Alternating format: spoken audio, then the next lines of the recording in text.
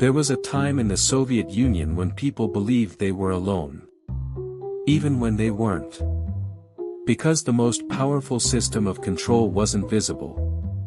It didn't announce itself. It didn't need to.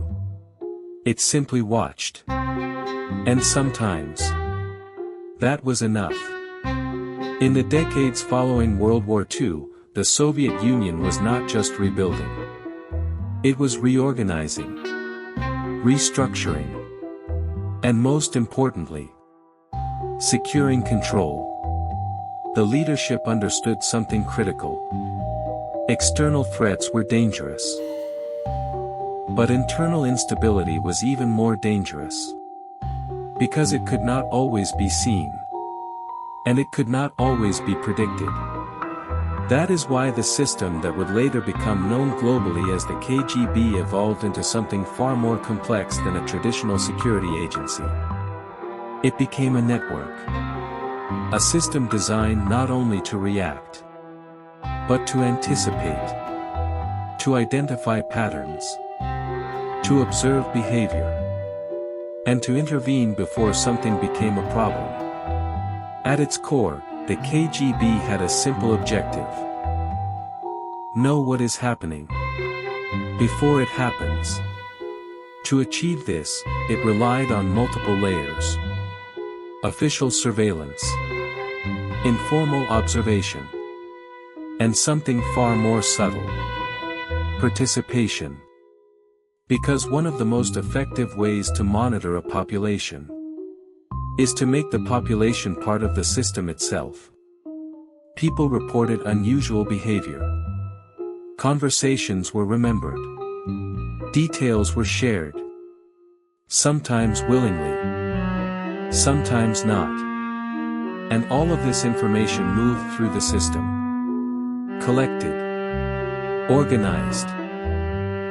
Analyzed. Creating a picture that was constantly updated. A picture of society. Of individuals. Of potential risk. And this is where the system became difficult to understand from the outside. Because it was not always direct. It was not always visible. In many cases, people didn't know they were part of it. And that created a unique environment. One where uncertainty played a key role. Because if you don't know whether you are being watched, you begin to behave as if you are. And that behavior becomes predictable, manageable, controlled. But even in such a system, there were individuals who stood out. Not because they intended to challenge it, but because their ideas did. One such individual was Andrei Sakharov. A scientist. A respected figure. Someone who had contributed significantly to the state. At first, he was part of the system. Trusted. Valued. But over time, his perspective changed. He began to question certain aspects of the system. To express concerns. To write about ideas that were not aligned with official positions. And this is where the situation began to shift. Because the system was designed to detect change. And Sakharov represented change. Not sudden. Not aggressive. But gradual. Consistent. And influential. Which made him difficult to ignore. The initial response was standard. Observation. Monitoring. Documentation. His movements were tracked. His communications were recorded.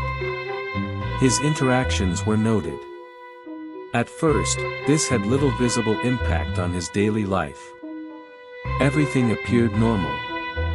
But behind the scenes, a profile was being built. A detailed record of behavior. Patterns. Connections. The goal was not immediate action. It was understanding. To predict what he might do next. to anticipate influence, to manage potential outcomes. But as time passed, the situation evolved. Sakharov continued to speak, to write, to share ideas. And each time he did, the level of attention increased. The system adapted. Surveillance became more focused, more detailed, more consistent, and eventually, more noticeable. Subtle signs began to appear. Phone lines with interference, unexpected interruptions, unexplained delays in communication, encounters that felt too coincidental. At first, these could be dismissed. Technical issues, random events. But over time, the pattern became clear.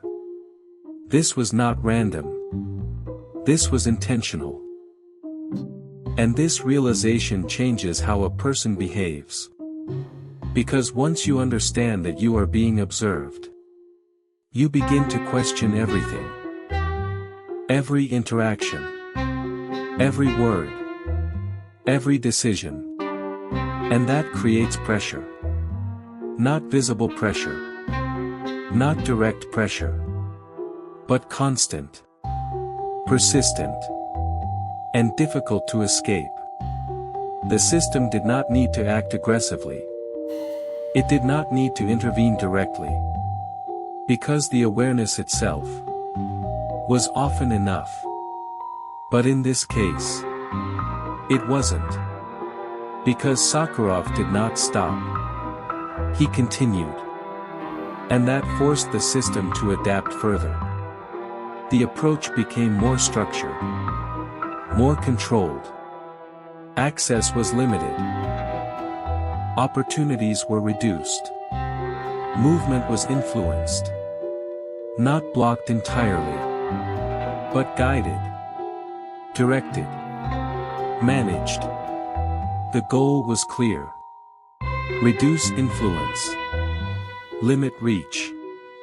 Control impact. Without creating a situation that would attract attention. Because by this time, the situation was no longer internal. International awareness was growing. Reports were being written. Discussions were taking place outside the Soviet Union. And that introduced a new variable. External observation. Which made internal control more complex. Because actions could no longer be entirely contained. They could be seen, interpreted, questioned. And that required balance. Too much control. And it would create pressure from outside. Too little. And the situation would continue to develop. So the system adjusted again. A new phase began. Relocation. Sakharov was moved away from major centers. Placed in an environment where influence would be reduced. Where communication would be limited. Where observation would be easier. And this marked a significant shift. Because it demonstrated the full capability of the system. Not just to observe. But to reshape circumstances. To change environments. To redefine conditions. And yet, even this did not fully resolve the situation. Because ideas, once expressed, do not simply disappear. They continue. They spread. They evolve.